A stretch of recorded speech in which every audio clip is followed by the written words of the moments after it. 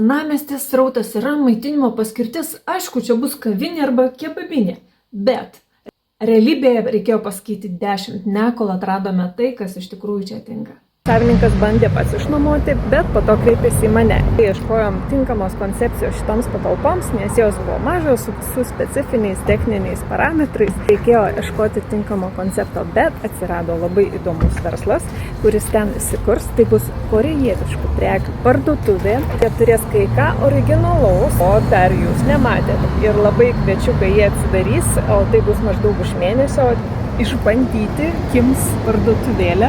Istorija eilinį kartą parodė, kad svarbiausia ne tik įdėti skelbimą, bet apskritai suprasti verslą ir kitus verslus ir rasti geriausius sprendimus tiek patalpų savininkams, tiek būsimiems verslams. Jeigu turite patalpas, norite pirkti, išnuomoti, parduoti, kreipkitės, pasikalbėkim.